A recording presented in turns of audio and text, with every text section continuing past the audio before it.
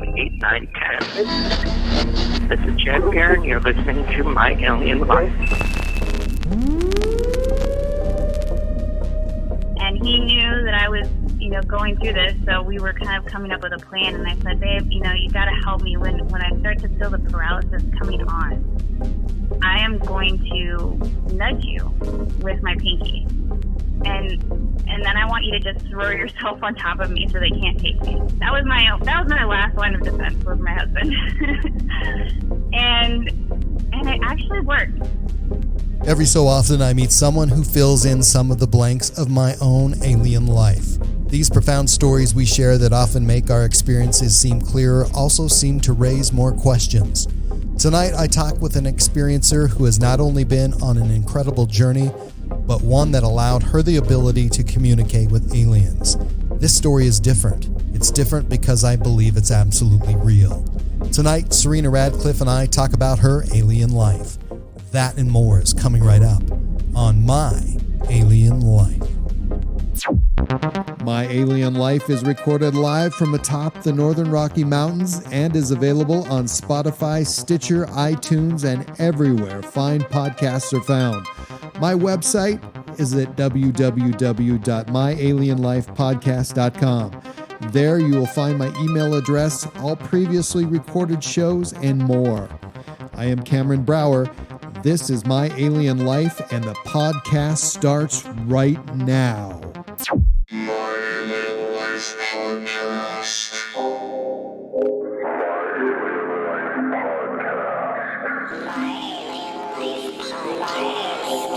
Podcast.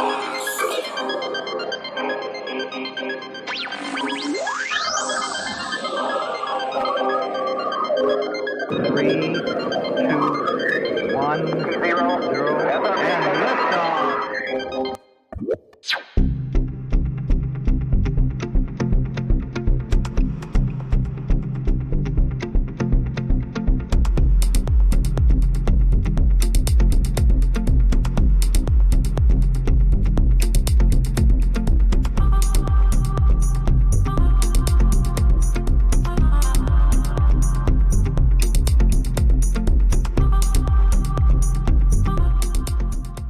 My guest tonight is an experiencer, and that's an understatement. Over the last few weeks, I've heard part of her story, and it's made me question my own experiences in a different way. And I'm happy to welcome Serena Radcliffe to the program. Thank you so much for joining me, and welcome. Thank you so much for having me. I'm really excited to talk with you tonight. Yeah, we kind of, met like a lot of people do when they're telling their stories online, and this one really stood out to me, and you kind of reached out. So it's an honor for me to have you here so you can tell your remarkable story. And where do we start? Where did your alien life begin, I guess we could say? Like I told you, I started experiencing things when I was little. When I was a child, I was, in my room experiencing things that I'm not sure if all children experience, but for me, it was normal because I had nothing to judge it up against until later on in life. So when I was younger, I really didn't question a lot of the things that I saw. The first things that I experienced were orbs, light orbs. They were mostly just pink and green, and they're beautiful. They're really pretty. When I was a child, they would comfort me. I saw them for probably maybe 3 or 4 years out of my life, just kind of being comforted by them. A lot of the times when I was trying to go to sleep as a little kid, or I would be crying, they would come through the window and they would surround me, and they would just give me a really warm, kind of fuzzy, happy feeling. You mentioned the word. You mentioned the word normal in there, though. That did that feel normal? For sure, yes, it was totally normal, and many of the experiences that I had later on as well also seemed kind of normal. Looking back on them now, of course, it's really hard to call them normal. It's the new normal. Right. I mean, many people do call that normal. I mean, I have plenty of people who've been on and that's a normal part of their life. So when you said it was normal, that sounds right. Yeah, I mean, and I wish it was normal for everyone because the orbs were actually really, really pleasant, and I enjoyed them. But they did stop coming to me after a while, and as I'm sure many of the people you've spoken with as well, I started to experience sleep paralysis right around 8 or 9 years old. I started to wake in the middle of the night, and I would be completely paralyzed. My body wouldn't move an inch, and lights would be coming in through the window and completely illuminating my bedroom. If that wasn't scary enough, then the shapes, the shadows would start to move around in my room, and I just remember being so scared and terrified of that. It was so against anything a child wants to experience at night. You want to be safe in your room, in your bed, and something was in the room with me, and I started to really panic. I know I went through a lot of panicked nights. I would kind of go into a blackout state of fear, and I would kind of draw myself, because I couldn't even blink, I would draw myself into my own mind, I guess you could say, and I almost created like a whole separate part of myself where I could go in there and I could hide, and I wouldn't come out. And I don't know really what happened to me those nights, because I've never done hypnosis or regression or anything like that, but that was something I definitely thought about doing in my 20s when I started to look back on those nights, and I started to question what had happened to me. Did you ever tell anybody about it? I remember. Yeah, I told my parents, and it caused some friction in the family, mainly because my parents are really weird about the lights, and they kept blaming me, and they kept saying, "Oh, you're wasting electricity. You're turning the lights on and leaving them on." The problem was the lights were never on. It was some other light. It was coming in from the windows. It was illuminating the bedroom from outside. And that was a point of contention in our family, was they thought that I was waking up in the middle of the night, turning all the lights on in the bedroom, and then complaining about it the next day. It was really hard for them to understand something else might be going on. And especially when I was only 8 or 9, I really couldn't describe what was happening, mainly because I was blacking myself out of fear, and so I just stopped talking to my parents about it. I really just, without the kind of support that your parents can give you, there really wasn't anywhere else to go with that information. So I kind of just suffered for maybe 3 years going through those night terrors. It was pretty bad. I was pretty traumatized from that. I did see a very, very large UFO during that period of time outside of my house, and I was probably 9 years old, and I was home from school. My brothers were in the house, and they were watching television. It was just an ordinary afternoon, probably 3 o'clock in the afternoon. And I was standing on my deck outside, and a mile wide, mile long UFO just started to hover over the valley. So I was kind of standing on a deck looking out over the valley, and this just humongous UFO just started to slowly kind of hover there. And I mean, it came from behind the trees. So that's, when I first started to notice it. And then it just, the whole thing, it revealed itself. It was so big. And I remember staring at it, and I kept thinking, why isn't it making a sound? Where is the sound? I couldn't hear anything. I couldn't hear engine. I mean, just was sitting there in the sky, and I was just staring at it. And I noticed everything about it. It was very exactly what you would think of a UFO would look like. It was the perfect saucer shape with the perfect dome top. And the only weird thing about it, to this day, I still can't wrap my head around, some of these features that were on the UFO. It was the color of like a Navy ship, like almost like a steel gray. And it had kind of like that same type of steel look of a ship. And this is the weirdest part. It had USA stenciled on the outside of it. So why do you think? Have you thought about why that was? I mean, because I read about that. Course. Yeah, and I was pretty amazed by that. But Of course, I've thought about it many times. I thought, well, that's just really strange. But at the time when I was looking at it, I assumed that it was a government UFO, like a government, saucer. I didn't know at the time. Yeah, one of those. That I was young. I was only 9 years old. Back then, there wasn't the internet. I'm almost 40. So back then there was no internet. We had a little television that was like a black and white TV. It didn't have many channels. So I can't even remember if I watched TV when I was a kid, but I just kind of thought maybe it was just a normal government spaceship. And I think that's the weirdest part about it,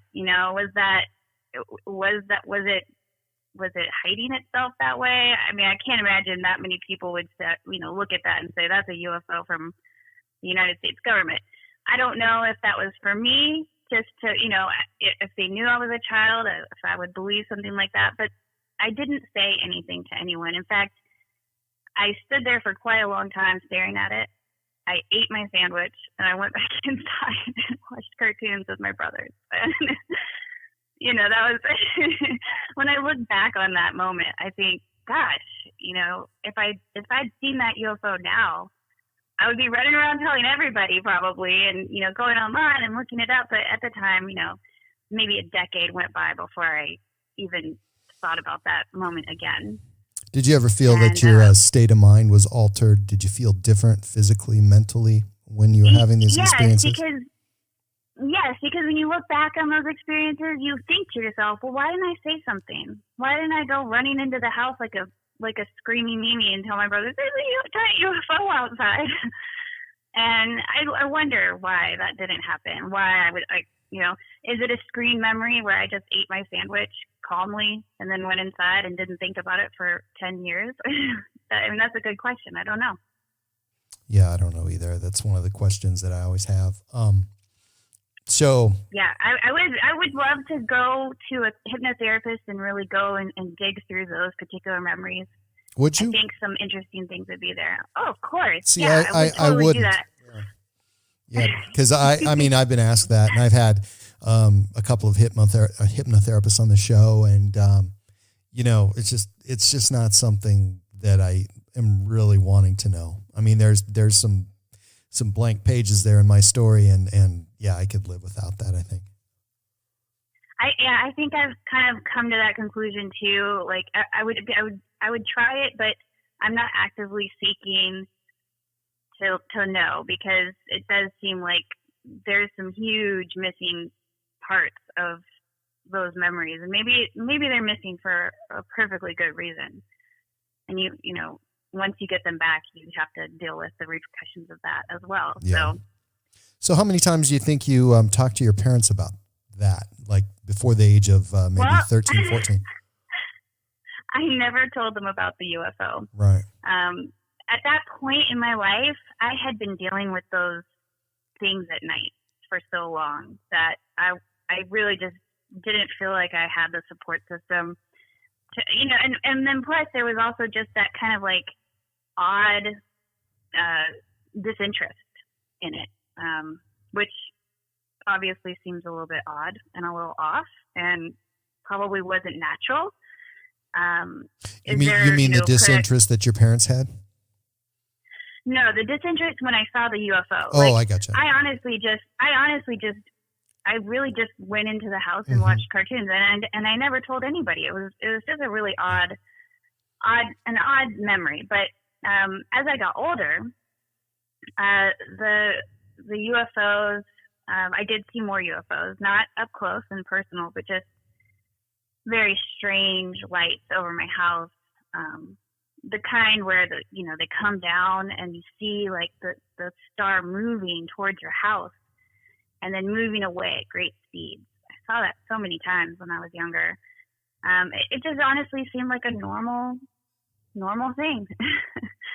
And then as I got older and I started to, I moved away from California. Of course, this happened in California. Moved away from California, moved to the East Coast, and started kind of living my life as an adult. And I started to question the things that happened to me in my childhood. I started to realize that I was suffering from post-traumatic stress disorder, and I started to kind of look into like how to deal with the traumatic nature of basically feeling like I had been violated. And I started to wonder what happened to me. And it didn't happen anymore. So I was kind of thinking like, why aren't I experiencing sleep paralysis anymore? Because when I was an adult and I started looking into sleep paralysis, science says that it's a naturally occurring phenomenon and that it can happen to you at any time. It can happen to anyone. And so I kind of started saying, well, why isn't it happening to me anymore?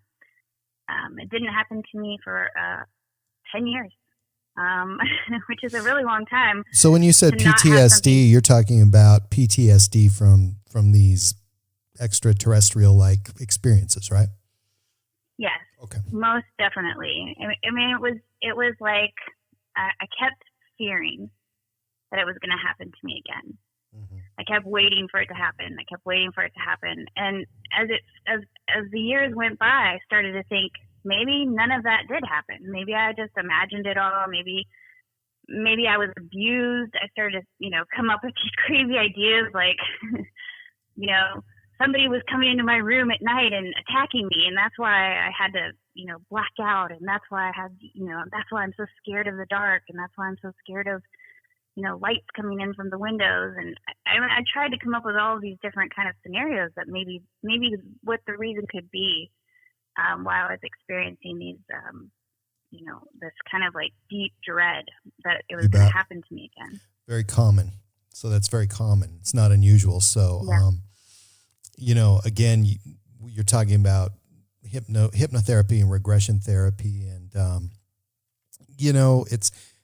I got to say, I don't think it's for everybody. And I've talked to many people who wouldn't do it or they don't want to do it because there's some real deep feelings there. However, I do think that this type of thing, in my own experience, being able to talk to so many people who had these experiences and try to put more pieces in the puzzle is beneficial in some way. And I don't know why that would be.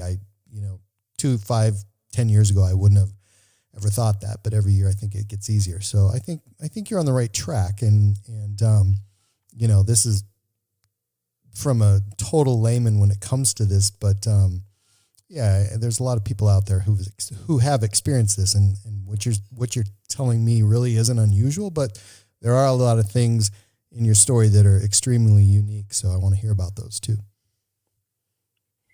Yeah, I mean, it's funny that you say that because, when you start to try to figure out what happened to you as a person who has had abduction experiences, one of the first things that you go through is just a feeling of isolation. And, because you just feel so alone. You don't really know who you can tell. And I have, like many people probably have kind of considered like talking to a professional about it. But, honestly, what stopped me was I just thought the professionals out there would probably just think I was completely insane and not really help me at all. So, and I have actually spoken with a couple of therapists. I haven't done the regression, like I said, but I have spoken with a couple of therapists, and fortunately, they've not given me the "you're insane" look. They've kind of been like, "Wow, I didn't know that people were getting abducted like that." So it's really, one of those things where, like, when I look back on it, I could have probably gone and gotten some hypnotherapy, but every time I thought to do that, I kind of came up with an excuse to not do it just because it kind of scared me. So, I just kind of went through my 20s dealing with post-traumatic stress from it. It was hard for me to go through that, but I did meet someone, my husband, who absolutely is so supportive and wonderful. And when I met my husband, I was about 28, 29, and I was still living on the East Coast. Hadn't had any sleep paralysis in a decade. Hadn't had any weird UFO sightings. Kind of thought it was behind me. Was living my life like any normal person. I owned a business. I was happy, doing well. I kind of felt like I wanted to maybe kind of understand my childhood a little bit better, but I was putting it behind me. And I was just moving forward with my life. But for some reason, when I met my husband, my future husband, everything kind of changed. And it was like, I can't really describe it more than I could just say it was like a pair of scissors cut my destiny. And it just, I was happy. I had my own business. All of a sudden, I met my future husband and everything changed. And I felt this overwhelming desire and urge to go back to California, which it upended my whole life. I had to sell my business. I had to move across the country. And my future husband was happy to do that. He was excited about moving. But for me, I really couldn't tell you why at the time, but it was really like I was being directed to do this, to move. And as soon as I got back to California, the sleep paralysis immediately started again. It gets very, very strange once I moved back to California almost immediately. I started experiencing things that it started all over again. The night terrors, the lights. This time there was more, which was this horrifying, creepy, crawly thing in my ear. This is going to just sound completely out there. But I went to the doctor for this. I was taking pictures of this, and there was something in my ear. And I went to a doctor, and he looked at my ear, and he said, "No, your ear is fine." I remember telling him, "There is a spider in my ear." I was like, "I know there's a spider. It crawled in my ear. It's in there. It's building webs or something." I could hear like this horrible sound. It was like scratching inside my eardrum, and it was torment. It was torture. And I was working as a naturopathic doctor's assistant in Monterey, and I'm trying to deal with patients all day, and I've got this weird thing going on in my ear, and I'm starting to think I'm crazy again. I'm having these sleep paralysis. I'm hearing these sounds coming from my ear. My doctor's telling me, "No, you're fine," and I wasn't fine. I was really freaked out, and then the thing in my ear started making sound. It was like this humming sound, this harmonic sound, and it did it like at the weirdest, most annoying times that you can imagine. So like my husband would hug me because we were married, and my husband would hug me, and the sound would come out of my ear, and I'm thinking like, oh my God, I don't know what this is. I can't put up with this. Even now, Cam, I look back on this, I still, to that moment in time, still was not saying it's aliens. It wasn't even on my radar. I was still not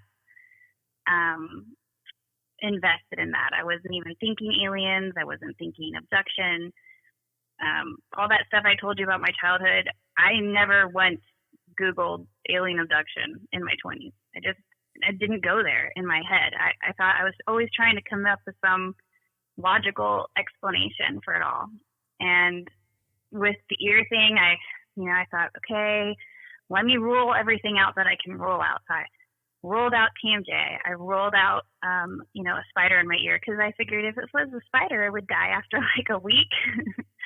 And then it would be gone and my ear would be fine and everything would be fine. No, it was there for 2 long years. And I just, it was a really awful experience for me. I was, I was really just kind of trumped. I couldn't figure it out. My doctor was at a loss. I was living with this weird sound all the time. And finally, this is the night that I figured out that it was aliens. I'm laying in bed and I'm hearing a song, and the song is playing in my room. I get up, I look around, I'm looking for, the source of the music. I'm picking up phones to see if the phones are on. I'm looking at the television. Nothing is turned on.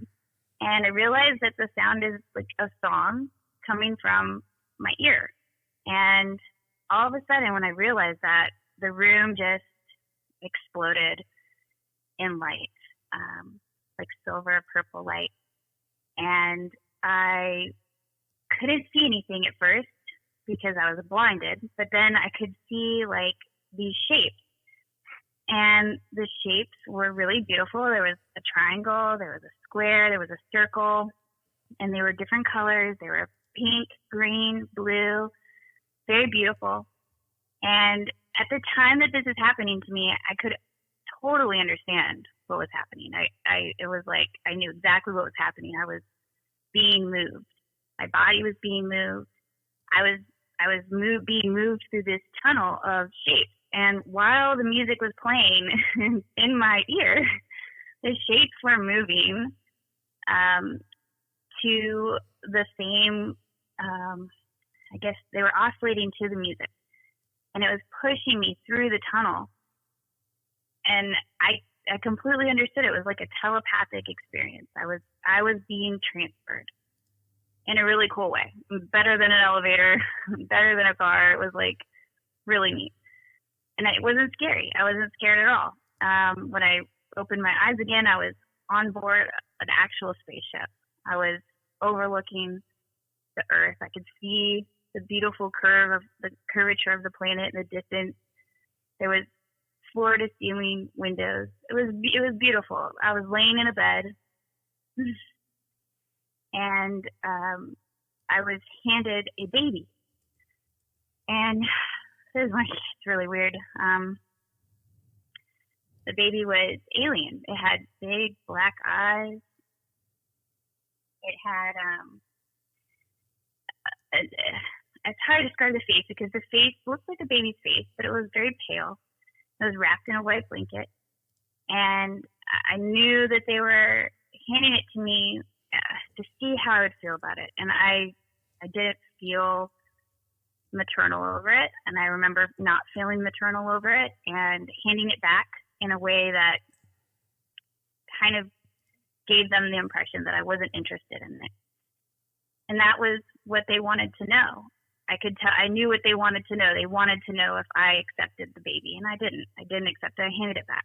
And I woke up the next morning in my bed, and I was bruised. I was bleeding. I was completely in shock. I had 3 bleeding marks on my navel, other places. I was a mess. I wrote down. You had marks on your body that. So exterior, so you could see those. I actually still have them. Yeah, they went away. The blood went away, but the marks never did. They stayed there. Just 3 little puncture wounds right underneath my belly button. So your husband got to see these before and after, right? Yeah, I actually took pictures of those. Yeah. So what's he feeling? I took pictures of everything. So how does he feel? And has felt then that's to me that would have just been over the top. Right. Yeah, we felt attacked. Exactly. That's kind of how we felt. We felt attacked. it got very personal, because all of a sudden I kind of was like, oh my God, why am I bleeding? Why am I bruised? Why is my body, in this state? And what are they going to do to me next? That was like my biggest fear, is what they were going to do to me next. Because at that point, I hadn't had any kind of conversations about this. It was just like, snatch me out of my bed, pull me through some weird multi-dimensional tunnel, show me a baby. Like, oh, that's like, that's a lot on a first date, and so I kind of was just like, I don't know if I can handle this. And that was just really the beginning of the fight. So, and I consider this the biggest fight of my life, was to stop these abductions. So I just decided I couldn't, I didn't want them to take me anymore. And it gets even worse. I was bleeding, and you can just fill in the blank there. I was bleeding in places. And 2 weeks later, I took a pregnancy test, and I was pregnant. Wow. So, yeah. So you can just imagine the fear that I had, because one, I didn't know if it was my husband's baby. I didn't know if it was my baby. I just didn't know. After that experience, I knew that they had messed with my body. I knew that they had done something to me that was on a personal level. It was not okay. And I, based on the tunnel that they pulled me through, based on that, I started researching, and I started looking at everything I could. And what I really found the biggest connection between that experience and the science was things like sine waves and frequencies and EMF. And so I started fighting back with that. I started using EMF blockers. I did everything in my power. I moved my bed away from the window. Just the stupidest stuff you can imagine, just trying to protect myself. And I was being paralyzed every night after that terrifying experience. And one night I woke up and there was a giant UFO over my house, and I had a skylight in my bedroom. I looked up, I could see it. It was, just hovering over the house, and it was just like a bunch of circular lights looking down at me. Couldn't move, couldn't run, couldn't hide.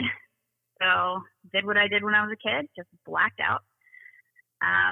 2 days later, I saw that UFO on the news, and it was, somebody had taken a picture of it. People had seen it. It had been flying over Texas, and it's actually still a picture that you can find online. But that's the UFO that I saw. It was 2 days later that I saw it on the news, and I said, "Oh my God, that's the UFO I just saw."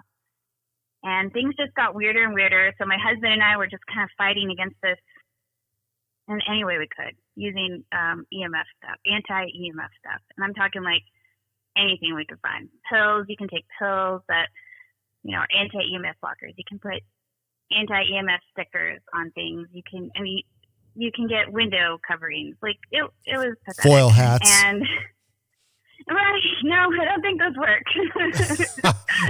I mean, hey, I'm on board, even if there's a possibility. Yeah, honestly, I would have done anything to protect myself. But the weirdest thing ended up protecting me, and that was my husband's body. So I would be laying in bed, and he knew that I was, going through this. So we were kind of coming up with a plan. And I said, "Babe, you got to help me when I start to feel the paralysis coming on. I am going to nudge you with my pinky, and then I want you to just throw yourself on top of me so they can't take me." That was my last line of defense, was my husband. and it actually worked. So I started to nudge him, and a couple times I got him with my pinky before my body really went completely paralyzed. And he would do it. He would quickly move and roll over on top of me, and I would immediately be back in my body. It was incredible. I was so grateful for this reprieve. it was like the best experience ever for me. I was just like, you can't come and get me now. It was kind of like a fight. I was constantly like, you good, flipping off the sky, like, you didn't get me tonight. So, totally pathetic human behavior. I don't think that's pathetic. I think that comes from the feeling of a total lack of control. You feel like, right. You want this to go away, but it's not like, it's not like a grizzly bear and you have pepper spray. It's not like, right. it's a human being and you have a gun. Right. So it's like you have, and there's nothing you can find online. I can tell you that right now, because when you start to research how to stop yourself from being abducted, there's nothing. And really that's what saved me was science. Science saved me. So, I just started researching frequencies and how to block them, because clearly they had done something with a frequency and me. They were using frequencies, sine waves, was what I kind of found online as far as like music and shapes. But it was so much more complex than that. We're using those things totally differently than they are. And so essentially what happened was my husband started blocking whatever frequency they were using to move me, which was great.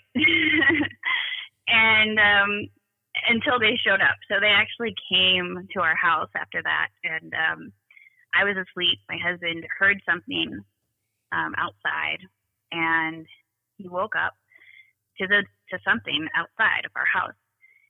And he said that there was 3 little tiny people, children. He thought they were children, because he could see their shapes outside of our door. We had a glass door. We had the worst house you can imagine for someone being abducted. I had like a huge skylight over my bed. I had a glass door. We lived in the woods. It was probably the worst place we could have lived, but you do what you gotta do when you live in California. So I basically, he told me that they were standing at the door 1 second, 3 of them. And he said they were pinkish gray. And then the next second, when he blinked, they were at the bedside. He reached over and he turned on the lamp, but he did it so fast that the lamp fell over on top of where he said they were standing. And when he got the light on, they were gone. So that was the end of that with us. I didn't ever see the aliens in person, but I never saw the aliens again. They never came back for me again after that. And I did actually have a miscarriage about 2 days later. Which, I'm not going to lie, I was relieved, because I thought, I just didn't know what that baby was. The whole time I was pregnant, I felt like a rock was inside of my body.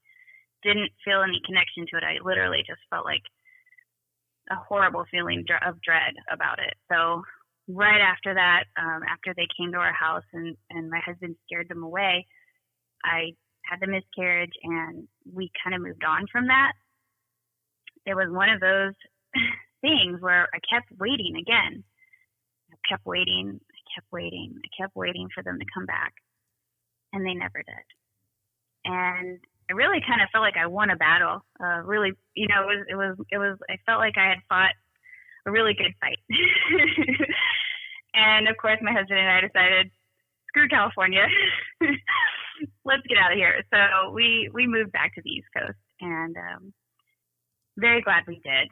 I don't know why. I've never had a single experience on the East Coast as far as being abducted, or of course, the interesting thing is, once the abduction stopped, once that night that they came and then they left, I never had a problem with my ear. That thing that was in my ear immediately stopped. And the night paralysis, being sucked out of my body, that also stopped. And I think that's really cool, because it goes against what science tells us. Science tells us, that those things are natural phenomena. So maybe they could be in some people, but I believe that that's how they separate you from your body so that they can move you. It's almost like they can't move you and your body together through those whatever aliens these were. That's how they move you. And I think the sleep paralysis was a big part of that. Moving you from, your house, your room, to those ships, because we don't really see people flying through the sky.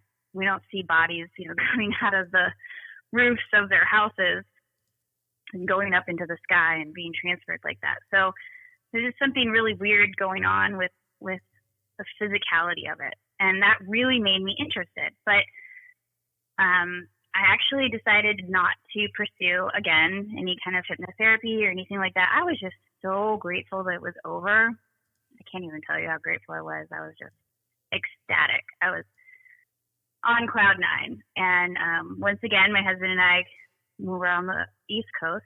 We started living our life, kind of normal life again.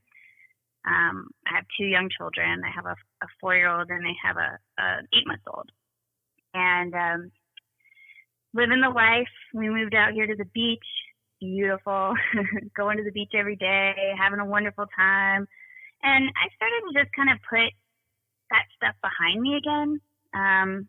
Really just because I didn't really know how to unpack all that. It was just a lot of trauma, again, a lot of questions, but also, oddly enough, I still hadn't researched aliens.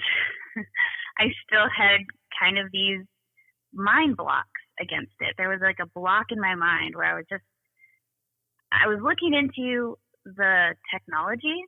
That was really interesting to me. And I was looking into I was doing a lot of studying about electromagnetics and, once you get me hooked on science, I go way down the rabbit hole with science. I love science so much. So I was really kind of researching that and not really researching the aliens because I just didn't really know where to start with that. And maybe I had a block in my mind. I don't know. But I started living my life, very happy, having children. And I was about 4 months pregnant. And my girlfriend, who's an author out here on the East Coast, she really wanted me to go to a tea leaf reading. And I'd never been to one. So I was happy to go. And, she saw that I was pregnant. And I thought for sure she was going to read my tea leaf and she was going to say something like, your dead dad is coming through. Or tell me maybe about my child, or, tell me something cool about my future. No, this tea leaf reader looked right into my teacup and she was like, oh, look at all the flying saucers. And then she started talking about the aliens. Wow. And my poor girlfriend, who knows nothing about my alien abductions, she just kind of looked over at me because I started to shake and I started to cry because I had never really talked about it before. And she was like, is this true? and it was crazy because the tea leaf reader started telling me all these things. I have no idea how she knew this about me, but she told me, she's like, don't be afraid. Don't be scared. They chose you for a reason to serve humanity, to do a service to humanity.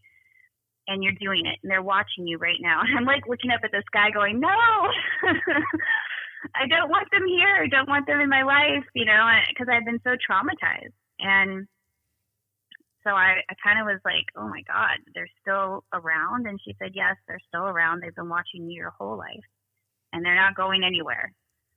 And that, of course, terrified me. I was completely horrified by that. And I kind of thought it over a little bit, and I kind of tried to think about how I could come to terms with these aliens in my life. I don't know anything about aliens. At this point, they're just abductors to me. That's how I felt. Let me ask you a question. Do you feel your reluctance to find out about extraterrestrials is because possibly you want your experiences rather to be something other than UFOs and aliens? Well, yeah. I mean, I come from a background of science. So for me, it's really hard because when you are trying to understand something that is a phenomenon and isn't backed by scientific study, that can be very difficult for a person like me, because I'm very much I want to understand things. I want to know why they happen. And the UFO and alien phenomenon is something that is not really well documented as far as like, legitimate scientific research. And that's really unfortunate, and it's not right. Like it's really unfair, and it's just that when you're trying to find like legitimate resources, there's nothing. There's a lot of like mumbo jumbo and stuff out there that like you're not really sure about. You can't really trust it. And so my response was to just kind of stay away from it all, and to just keep on going down the science, aspect of it. Try to find connections that I could apply into my, what happened to me. And okay, so, I go through these experiences and I can find sine waves, because sine waves look exactly like what I saw in my experience. So I'm going to research sine waves. So, some people might have been like, I'm going to research these aliens. Nope, didn't do that. So at this point, I thought, okay, the aliens are still in my life. I have to deal with them again. Great. And at this point, I started to have like, I have to say like out of body experiences, because I think once they start pulling you out of your body so many times, it's very easy to leave your body. So like I was having these out of body experiences where I could easily leave my body, and I could easily kind of like astral project, I guess you call it, where you can, because like my husband's really into meditation. He's really into like sitting and meditating. I'm the opposite. I don't like to sit. I don't like to meditate. I like to do other things. And every time I would sit and meditate, I would start to astral project. It was like a weird thing that I couldn't really control. And every single time I would get down to that kind of subconscious calmness, it's like my soul was like already knew, like, time to get out of your body, and would just and just start rushing through space. And so that really freaked me out. And when I started experiencing these things where I was like, okay, I'm having out of body experiences, I need to research this. I need to look into this and see what's going on. And I was about 7 or 8 months pregnant with my son, who's 8 months now. And I thought, you know what? I'm going to try something really weird. I am going to astral project myself. I'm going to reach out. And if these aliens are out there, if they're still around, they're watching over me, even though it doesn't feel like they are. If they're out there, maybe I can reach out to them. And I have never had a conversation with them up until this point. They'd never explained to me why they abducted me.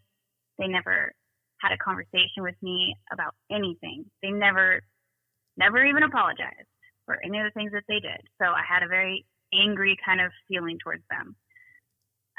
But I was pregnant, and what I thought, was instead of reaching out to those aliens that I don't like who abducted me, I want to reach out to that baby that they handed to me on the spaceship. And that's what I thought immediately. I thought, I'll reach out to the baby, see if it is still alive, see if it grew up, and see if it's out there. And so I just kind of like reached out and sent this kind of like question out there. And if anybody out there is listening to this and they've ever astrally projected, it's just one of those things where like you can either do it or you can try to do it. And I, for some reason, I can just do it. So I'm reaching out. I can feel the coldness of space.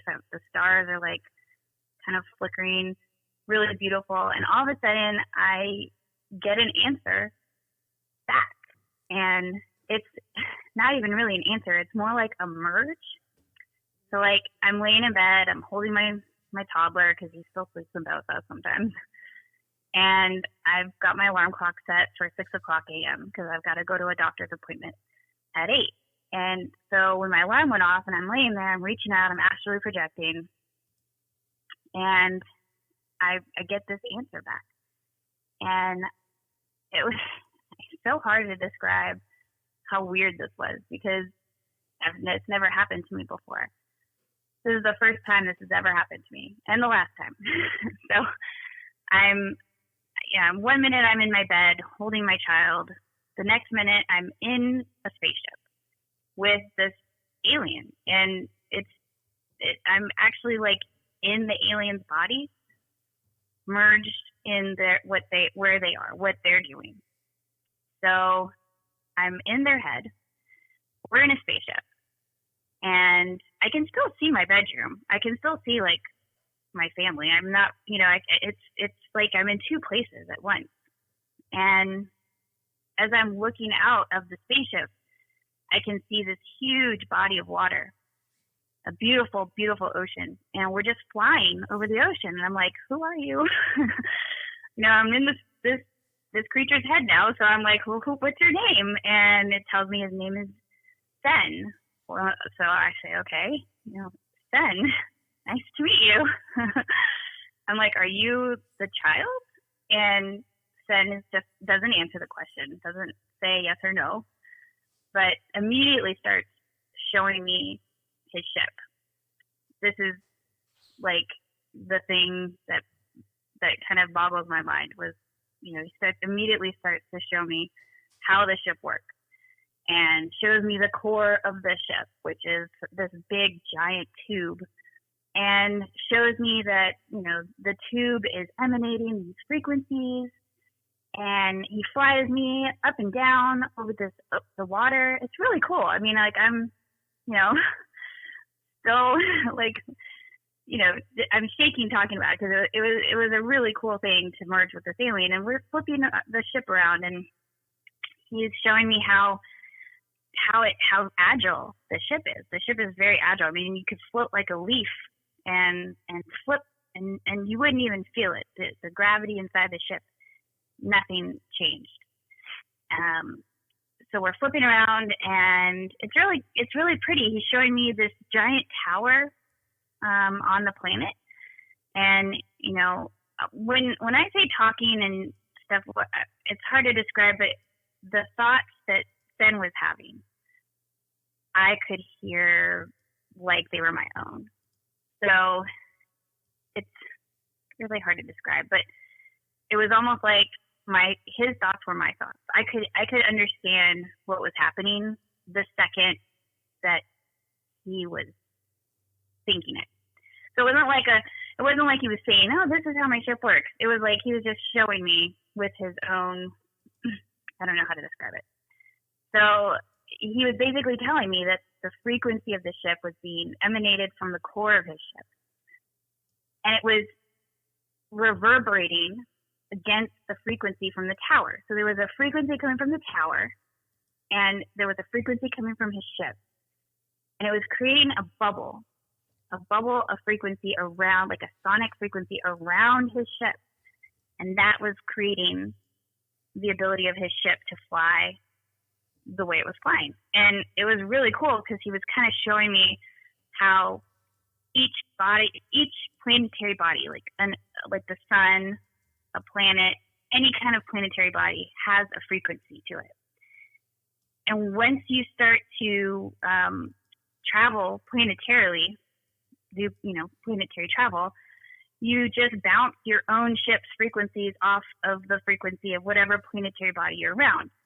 So like he was kind of showing me all these things, and I'm no physicist.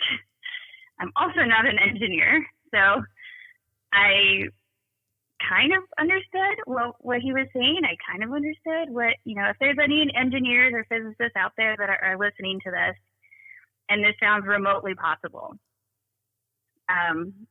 let me know. I would be so interested if it is, because I, of course, have been trying to research this myself since I learned about it. But as we started flying around the planet, immediately I start asking questions, and I'm like, well, is this Earth? No, this isn't Earth. Do you want to come to Earth? No, Earth is filled with humans. We don't want Earth. Okay, so these are good questions, I think. And I'm like, well, why did you abduct me? Well, the answer was very different than what I expected. It wasn't like they were trying to hurt me or traumatize me. It was that they don't have emotions and they don't have feelings the way that I do. And being in the alien's head, I could sense myself and I could sense how emotional I was. I could feel my messiness. I almost, hate to call myself messy, but as a human being compared to the opposite end of that. And so that's kind of where I'm going with this, is that he started to tell me like their physiology is so different than our physiology. So how Ben described the differences in the physiology is that they live in the law of repulsion. We live in the law of attraction. We attract, they repulse. On a subatomic level, we repulse and they attract. So they've essentially flipped their physiology completely around. They are literally physiologically the polar opposite of the human physiology, how we react to matter. So here's a good example. I had to get up to get ready for my doctor's appointment. So that didn't stop Ben from talking. He kept on talking. So like I got up and I tripped and I fell. Not completely fell, but like I ran into the wall because I'm a klutz. And Ben was just like, immediately like, that's the law of attraction. So I ran into the wall. Zen was like, I would have floated through the wall. I'm like, oh, that's really nice. That's great. So he's like showing off, I wouldn't have tripped and fallen on my face like you. And I was like, okay, whatever. So, I mean, it just kept going on. And he was just telling me these amazing things and showing me stuff that I couldn't even tell you what they were because I'm not 100% sure what some of the stuff that he was showing me, but basically told me that they were using me and other people like me as a bridge to become planetary dwellers again. Because I guess because of space, because of the way that you have to be able to travel through space, they mutated themselves to get there. So like, I don't know, when you think of aliens, you think they were born like that. But Zen's people were not born like that. They mutated themselves to become that way so that they could travel through space. And essentially it was because space is so big and it's so dark. And the way that he was showing me is that in order to travel through space for such a long period of time, they had to get rid of a lot of the things that would cause disruption, like jealousy, anger, attraction. Those types of behaviors in space would cause chaos. That's just how he was showing it to me. And so they developed themselves away from that behavior. So they took it out of themselves. They took the hormonal response out of their DNA. They stripped their DNA, and he was showing me how they did it, but obviously I'm not a biologist, so I was kind of lost. I didn't really know what he was showing me. He was showing me these melting bubbles. At the time, I didn't know what that was, but I'll get into later how I did find out that was actually what DNA was when they were, going into their cells and stripping open the DNA and doing things to their DNA. And at the time, I just thought, what is this? This is like melting bubbles. This is so weird. So eventually we get to like even more information, and I asked him, what was the thing in my ear? And he said, well, it was mapping your hormones and your frequency. Everything was frequency with these people. I mean, these aliens. And so I was just like, okay. So the sound that I was hearing for 2 years was me. I was like, that's so not what I thought. And that was really weird. So he basically said that it was mapping my hormonal response to attraction, which makes sense because at the time it was only happening when like my husband and I were kissing or hugging or doing something like that. And it was very annoying when it was happening. So when he told me it was to map those hormonal responses to my husband, that made sense. And another thing that really does make sense too is when I started to look into like where the implant was in my ear. In Eastern medicine, the way that they stimulate fertility in women is a lot of it is in the ear. And oddly enough, if you look up ear beads, you can have these beads placed inside of your ear and stimulate your fertility, your hormones, your responses to those hormones. You can balance your female hormones that way. And so again, I'm going with science because that makes more sense to me. So I'm asking him all these scientific questions about that. And I'm brushing my teeth also because I'm getting ready for my doctor's appointment. And my poor husband's listening to me having this conversation. He's like, "Who are you talking to?" And I'm like, "Don't worry, honey. I'm just talking to Zen, the alien. It's cool. Like, we're having a conversation. It's all good." And so we're like, he's showing me more and more. He's showing, as the conversation is going on, the information is starting to come faster and faster. And I'm kind of like not able to keep up with all the stuff. And I'm probably missing so many things that Zen said during this conversation. But it was really healing. I think, now that I had that conversation, I can honestly say, like, I feel no more fear towards the aliens. I'm not scared of them. I'm not afraid of them.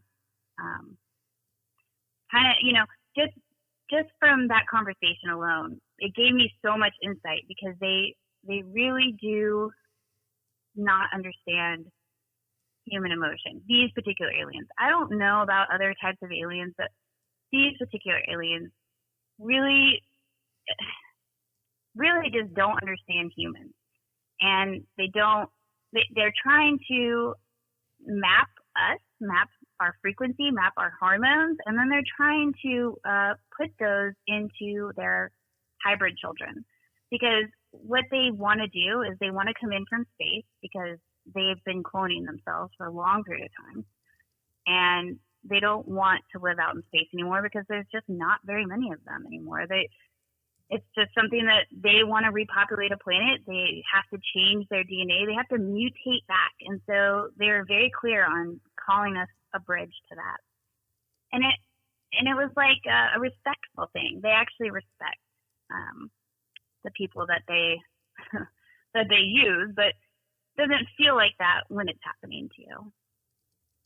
So, yeah, I was kind of like, thanks for taking so long to give me this information. I could have used this a long time ago to feel better about what was happening to me. But that, again, that's me being emotional, and Zen really didn't have any emotions to give back. So basically, by the time I was ready to go to my doctor's appointment, I was like, Zen, I gotta go. I have to go to my doctor's appointment right now. And he would not stop talking. He kept going and going and going about science and all these things. And finally, I was just like, I have to go now. And it just ended. And I was out of his head. He was out of my head. And that was it.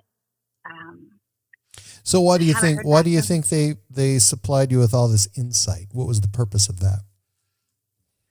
Right. So I have no idea.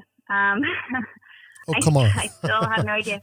Yeah. Well, I mean, I've reached out again, and I've been, I am curious. I mean, the fear is gone for me because I got a lot of answers, and a lot of them were just so what you would not expect. A lot of it was just miscommunication.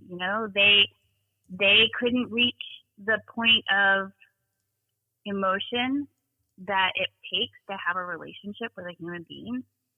And that lack of relationship that they have with people that they're abducting is what's causing the trauma in the people that they're abducting. That lack of relationship, that lack of, hey, why don't you just ask me? If you want to take me, ask me. If you want to experiment on me and you want to take things from my body, ask my permission. That was really hard for them to understand. Like, Zen didn't really understand that concept. of asking permission. It was more like, you're doing a service to us. You know, it was very strange. Well, I think a lot of people that I've spoken to have a lot of answers. And you also brought up the fact that there may be other species. So talk about that just briefly. Did you get some sort of insight that there's other species, or are we it and are they it? So there are more. Oh, for sure not. No. That's the one thing that I can say with complete certainty is that this is just one species that I dealt with that was abducting me. And they're not even really a species because they're actually mutating themselves as we speak. So one of the things that I kind of gathered was this happens a lot, like mutation of species and changing from one polarity of physiology to another polarity. Isn't that hard to understand when you start to think about like the universe? Because so much of what we know about electromagnetics and frequencies is very small. Like it's such a small, tiny bit of knowledge that we have as human beings. And, you know, these species are vibrating at a totally polar opposite vibration than human beings are operating on. So just that one species alone, I can't even imagine how many other species there are, but it would be hard for me to imagine that in a world where you can change your entire DNA and mutate yourself to look that way. It's hard to imagine that it's just the one species out there. Because they're mutating as we speak. So, you know, they're becoming more human. And it's funny because we might be mutating ourselves more towards their side of it. Because one of the things that he showed me, which I thought was kind of interesting, was when I say show, again, it was more like his thought was my thought. And so it was like a warning. And I kind of felt like he was warning me that we're doing the same things to ourselves to get where they are now, which is they mutated themselves into the law of repulsion. And, you know, here I am looking up, how is this possible? You know, how can you mutate yourself? Well, it's interesting. Like, a lot of people are talking about like 5G right now, and 5G is, you know, a frequency, a very high vibrational frequency. And it's really interesting that people are talking about it, but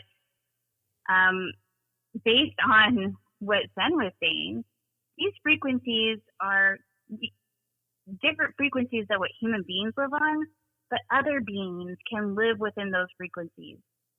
You just wouldn't recognize what you were seeing, because you might not even be able to see something living on a different frequency than what we live in.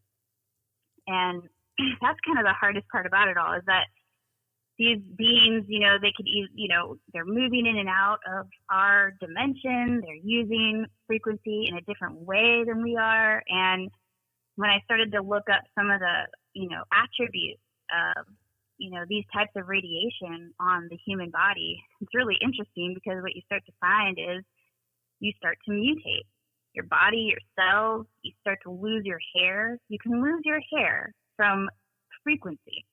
You can, your cells can mutate from frequency. Your body, your physiology can change completely just because of frequency. So a lot of what he said does ring true when you start to like research it and look into the science behind it. So I thought that was really cool. So, so you're blowing my mind a bit. And here's why, is because there's a lot of things that I've been saying for a very, very long time, like since I was in just a young lad in grade school, which was a long time ago. And you can listen to my podcast, and I talk about this frequently. Is number one, they don't get us at all. I mean, they they come down and they do things because they don't understand. And I always use these same examples. We have objects, we spend our whole life with objects like footballs and tennis rackets and whatever. And they see that and they just don't get it. That's just one thing they don't get. And, it's to me, that makes a lot of sense just because of the way they've lived and the way they've changed. They have a complete lack of emotion, and I've felt that. I've been in the presence. They've put me in that for lack of a better term, mode. So I feel that same way. I've felt that. I know what that's like. They're space travelers, and they've been out there in space a long time. A lot of people have a hard time accepting the fact that, they all have to come from one planet or from another dimension or whatever. And I tell people, I said, no, they're up there right now. I mean, they're space travelers. They've evolved in space. They've changed in space. They've changed the way they live and they, evolve. I mean, they're up around our planet because it's a safe place, and right. They can inhabit that space. They can't live here on Earth. Even for many organisms we have on Earth, oxygen is a killer, and there's other things on this planet. They just can't, they can't do it because they've been in space so long, they've evolved and they've become literally, the craft they're in is part of their lifeline. It's part of who they are, is like a kidney would be to us, Completely. That craft is part of their world, and they're not going to live without it. And to come down here and live here, which they may prefer. And when I say prefer, that's not even a word because they have no preference. They don't care about anything other than the perpetuation of the species. So they do whatever Completely it takes. Right. And they will change, a human to suit their needs if they need to, whatever, but they just can't do it. So, and I don't throw a lot of this out there, and this is why. It's because, this is your story. I've had that experience too, where I was able to be educated on their whole process, not their whole process, but some of it. And I have some insight there, but, if I tell people what I know, I don't get these experiences like I'm having right now, where you and I connect because we know those few things that I just listed. And of course there's more, but it's just crazy. So where did we come up with that? I think you hit the nail on the head right there about, they don't really want, from the aliens that I spoke with, they don't really want to come here to Earth. There's other planets that are human free and they're really nice, but they come here to take from us, and they take, what they want because we can't stop them. Now I'm not saying people can't stop them. For anybody who's listening, you can fight back. There's no reason not to. And if you don't want to be taken, then do what you have to do. Do what you have to do. If you think that you're being taken, you can try doing what I did. You can try using, EMF blockers. You can try, disrupting their frequencies. You can try disrupting the things that they do to take you, which is, you don't have to make it easy for them. And there's no reason to just let them take us. That's really frustrating for me. Is like, I spoke with a gentleman named Paul Hellier, and he is the kind of most person that I could really respect when I started looking into this, who had been talking about aliens online. I thought, well, this guy used to run the government, and he seems really legitimate, like he knows something. Paul Hellier from Canada? Yes, it seems like he was speaking from a place of, he probably knows more than he's actually saying. Because, what I had, remember when I told you about the UFO that said USA on it? So in my mind, I'm thinking, does the government know about these things? And what are they doing to stop these things from happening? And I spoke with Paul Hillier, and he was very kind. And he basically said that the government does know, 100%, and that they are doing nothing to stop the aliens, because the aliens were supposed to work together with us and completely just didn't. Just, it was one of those things. It just didn't work out. And so now there's kind of like a free-for-all. Like, aliens are taking humans, and humans are using their technology, not all of us, but some, and it's not right, to be super honest. I think, if anything, I'm hoping that maybe a physicist, maybe a scientist, someone who works in these kind of fields will hear this podcast and maybe kind of say, like, yeah, I know about these types of things. And, if scientists out there are using these types of technologies and they're not using them for good and they're using them against their own people, I just want to say that I think that that's really wrong as well. We have a situation Especially too. government. Yeah. And we have a situation too where, you and I as individuals, we know that there's not a lot we can do. And as a society, if we knew that there was something up there that, even posed some sort of threat that we can't even understand, and there's nothing that we can do, then that would be a big deal. It's kind of like right now. I mean, we're seeing, literally what would happen if we just dropped the bomb and told everybody that, there's these aliens exist.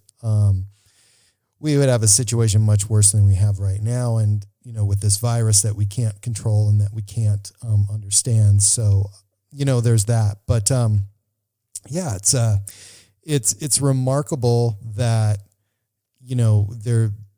they could be so close and could visit us at will. The other thing that I mentioned too, and people talk a lot, especially where I grew up and where I am in Montana, talk about cattle mutilations and why. Well, it's really, I don't know why. I don't know why cows are getting mutilated, but I know that we're not, and for some reason, they don't really consider us much different from cows. However,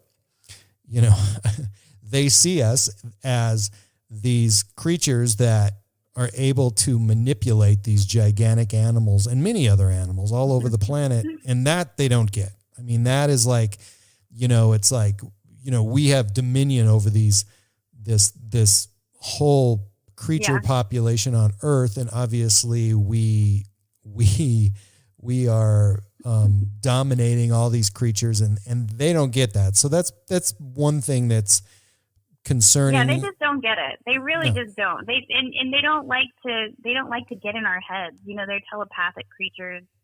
They're vibrating at that frequency where sharing thoughts and reading thoughts is completely second nature for them. It's something that, for a person like me to be in the head of another creature is not normal. Right. But for that particular alien in my head, it was like I could sense how disgusted it was, how it was disgusted. It was disgusted with my feelings and my emotions, right, and my need to have a relationship.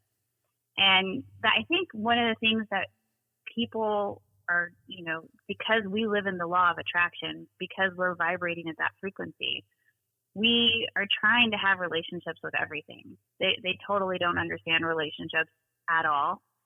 So, even if that was my child, it didn't even have the response of child. It didn't really even know how to, it didn't even really have that whole like, oh, you're my mother, or, oh, we're related. Because I definitely knew that we were related, but there was no connection, no feeling. And that's kind of scary if you think about it. I always know that you're, I always got the sense that, they're a creature that lives within another creature, which is this craft, whatever you see it as here on Earth.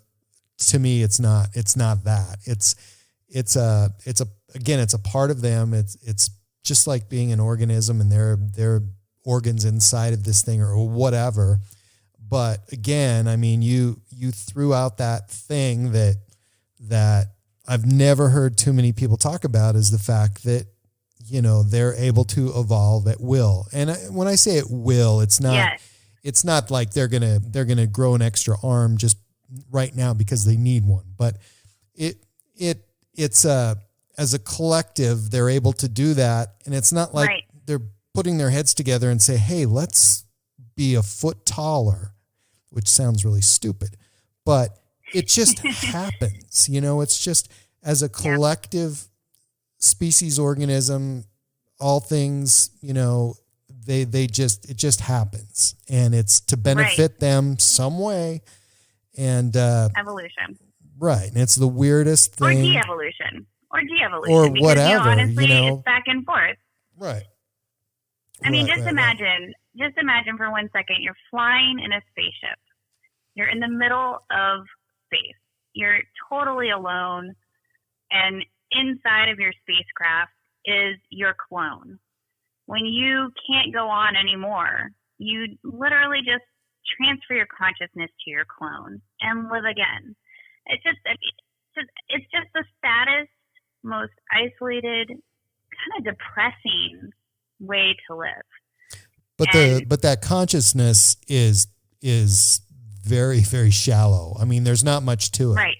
Now, when I say there's not much to it, it doesn't have any emotion. Right, to us, but there's something that they're getting from that life, or if you even call it a life, that is beyond what we can experience or even understand. There's something there that they're getting. So this huge, huge drive to perpetuate the species, and there's something there, and I'm sure a lot of people who've experienced them have different answers. I don't have any answer to that part, because that's the thing that I find the most disturbing. And then the other thing that I find extremely disturbing is the fact that, you know, without any consciousness or I'm sorry, I should say without any emotion, they'll take over us, manipulate us, make us do different things. But, you know, you showed that you could tweak that a bit. And for some reason, I've always thought, even as a youngster, that I had the ability to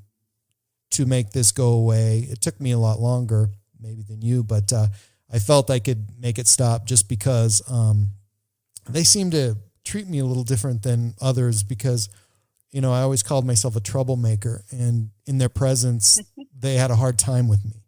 And I don't know what that was, but again, I've mentioned him before, my friend Byron Lacey, who's had loads of experience like you have, I have. He carries a gun now, because he's done with it. You know, he's over it. He's over them. So he carries a gun, and, you know, and I thought, well, that's, you know, it's a possibility, but then again, just the ability to carry a gun and what sort of frequency or vibration you impose on them is enough to make it stop and go away. So even you have a really good point there. You have a really, really good point there. I think when you're dealing with telepathic creatures, when they go into your mind, and I think that what they do is they attach to you when you're young and when you're soft and impressionable, and they begin forming that frequency with your body, and they start to kind of, but they pick people who are not cruel. And I mean this from the bottom of my heart, because I've talked to some other people. I'm in a support group for this now, because, you know, after a while, you just don't want to be alone anymore. You don't want to be by yourself. But what I've noticed, 100%, people who are abducted are just some of the nicest, kindest, sweetest people. They wouldn't hurt a fly. They wouldn't punch a person in the face. They don't have violence in them. And I think the reason why is because the aliens are telepathic. They don't want to go into a violent mind, because that's even more emotion than they can even handle. So they're choosing people that are not going to fight real hard. And I think maybe if you had that mentality where you were a troublemaker, or, you know, you start carrying a gun, you start, you know, posing a threat to them, I think that does put a damper on their ability to easily abduct you. Yeah. And, you know, it's more like, to me, I think it's like if whatever happens in my mind, if I, all of a sudden I'm this complacent person, and then I can just switch it off and then project whatever the opposite of that would be, whether it be anger, hatred, whatever. It seemed to be like almost like a, gosh, I don't even know how to explain it, but maybe some sort of epileptic shock to their brain or whatever it is. I mean, yeah. All of a sudden you have this, and then they just freeze and they can't move, or they can't, you know, it's like almost like the sleep paralysis they cause in us. You know, you're kind of switching. Extreme emotions can do that to them. And that makes a lot of sense. It's really hard to explain, and I'm just babbling here and trying to come up with those words. But, you know, it's really hard to explain because, you know, I've been trying to explain it for such a very, very long time, and I can't do it. Yeah. I mean, it's just these aren't a flesh and blood creature I feel like you can describe. I feel like you're giving me an insight, though, because honestly, like, what you're saying is very true as far as you have the power. Like, you know, one of the worst things about being abducted is the powerless feeling that we have. But they initiate that powerless feeling by paralyzing you, by taking you and putting you in positions where you can't control anything. But the truth is that we actually have a lot more power than we realize. Once I started to realize that, and I started to realize that I had the power too, you know, all gloves were off. I wasn't going to be taken anymore, and I wasn't going to let them have any more control of my life. And it made it too difficult for them. So it's possible to break free from them. It is possible to keep them from coming into your home and from taking you. It's possible. It's just hard for people to grasp the concept of how it's like, I'm using like a weird word here, but the aliens are alien. Like, they're not just other creatures. They're like so far removed from humankind that, you know, to be curious about them is one thing, but to realize that you have to fight them almost. And it's a one-on-one thing too. That's why it's not a group thing. I mean, you're never going to see where, you know, they grab 16 people and, you know, start experimenting or whatever on them. It's a one-on-one thing. And yeah, it goes back a long ways, you know, from when you were a young person to an adult. And a lot of times it ends, you know, before a person becomes adult. And which is very good. With men, it lasts a little bit longer. With women, it seems, you know, like I was in a breeding program. I'm sure you've probably spoken to other women that were in those. Mm-hmm. But you know, once you kind of age out of those breeding programs, it's almost like they're just done with you. Right. You know, they wash their hands and they can't use you anymore, which is horrifying to think that. But again, they don't have feelings and emotions. And this is just the one alien. Like, I don't know about other aliens. I don't know if there's nicer ones. You know, women are far tougher than men, especially when it comes to abuse and things like that. I truly believe that, probably. You know, there's different ways that women deal with it than men do. When men are abused, it's an attack on their manhood. When women are abused, they fight for their life, and they do that, you know, conceivably in many, many different ways, whether it be compartmentalizing pain or whatever. I mean, they have ability to use their mind to change things for, number one, for the better for themselves at the moment, but then again, they can deal with that, you know, throughout their lifetime. And that's, I think, why, you know, many women put up with horrible men for a long time, because they're able to to change themselves, just individually for the moment. So I truly believe that, it's, they're going to treat women differently than men because we're so different, which they can't even conceive that yet, or whether, they just know that they run into something that they can't. Oh yeah, for sure. That's actually a good point too that you're making, because I forgot to mention that Ben didn't even have a sex. He wasn't female. He wasn't male. They don't have the same. They don't have sexes like we do. And one of the things that he told me that was kind of weird. When I say he, it's because what am I supposed to do? Call him an it? I always called him the guys. The thing, guys, yeah. The creature. But one of the interesting things was when I inquired about the baby, they had handed me the baby, and when I remember how I told you I handed the baby back, I really just didn't want to hold it. Well, one of the things that Ben told me was that they had tried to imprint hormonal response into the baby, and it had failed. So it's interesting because when we are interacting with these aliens, if we were awake, we would feel a natural repulsion to them. That's something that we can't really change, because I think that's part of the reason why these relationships just aren't occurring. People, the Greys or whatever aliens these aren't having relationships with people, because it's almost like an insect. You and I hate to say this because I feel bad when I do this, but I see a spider and I kill it. And I know that's terrible. My husband puts them outside kindly, but I scream, and within seconds my shoe is off, and I am like, I'm killing the spider, I'm murdering it. I'm like, get out of my life.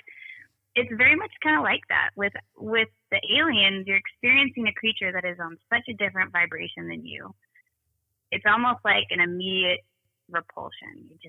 You're disgusted. You want to get away from it. I think that might be part of the reason why they don't interact with us. They don't interact with us on a awake basis, because they don't want to feel the repulsion that we have. I mean, they can't really feel it, but for them to hear or feel in our heads, to be in our heads, to telepathically experience the revulsion that a human would have for them, I think that might be also part of why the experiences that people have are, either unconscious, blacked out, or just, maybe not even really know that it's happening to them. Some people might even just wake up in the morning and, brush off some of those bruises, not think anything of it. Yeah. And when you're awake, you can make better decisions. I mean, it seems like when you're sleeping, exactly. It's you're kind of at the will of whatever the thought is, but when you're awake, you have that fight flight instinct, and it becomes pretty strong. So I don't think that they want to deal with that. No, they don't want to deal with us when we're awake, for sure. I mean, human beings are strong, stronger than we think, stronger than we give ourselves credit for. I mean, they have to basically put us down like a tiger, like the way that we treat tigers. We stick a needle in them, completely knock them out, move them to where we want to put them. Sometimes we impregnate them. Like, we do the same things to animals. And, I'm not an animal. I'm a human being. So I'm not going to let them treat me like that. So my thought is that, Earth is a great place to hang around. Earth is a great place to be near, but to actually inhabit Earth is an impossibility unless the planet was drastically different, and it would have to be unbelievably different. So yeah, I think that, they're there and they have an interaction with us. And I think that interaction has something to do with them perpetuating themselves and becoming something that will last indefinitely. I think somehow we aid in giving them the ability to inhabit space seemingly forever, and the ability to carry on as a species forever. And that's really all that they care about. And they may not even understand why that's a thing, but Good point. somehow we play a part, and to me that's unfortunate because we've been here for quite some time, and this is our place and our time. But as we know right now, there's going to be interruptions in our own life that are so drastic that we look at ourselves as not being so tough after all. Oh, you know what? We'll just have to get tougher. I'm ready to be tougher. We'll just have to toughen it up a little bit. So I wanted to put a little plug in on your website there. You're a writer. Yep. Can you tell everybody what your website is and what they will find? And I think now it's going to grow because you have something more to tell. Well, it's not that I only have a couple short stories on my website right now, but you're welcome to take a look at them. It's www.circleofeternity.com. And they're just short stories that I've written for a couple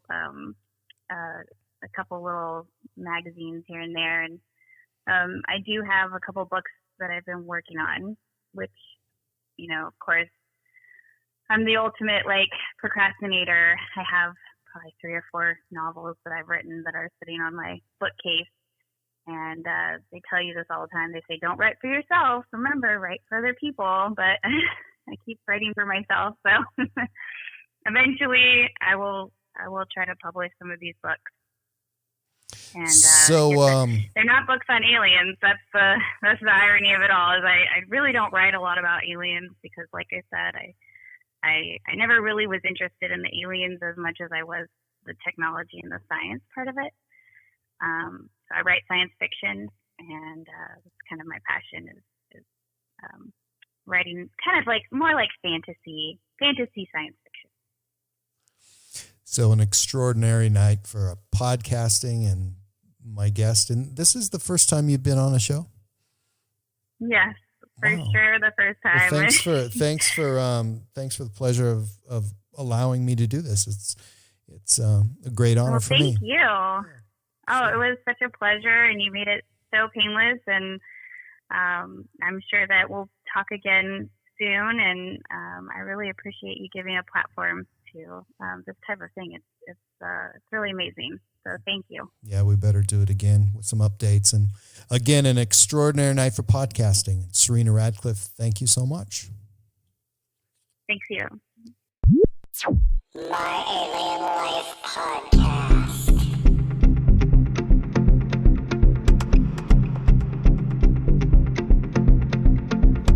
You can find my website at www.myalienlifepodcast.com, and please subscribe to my latest downloads at iTunes, Spotify, Stitcher, and at podbean.com. And please follow me and like me on Facebook and Twitter.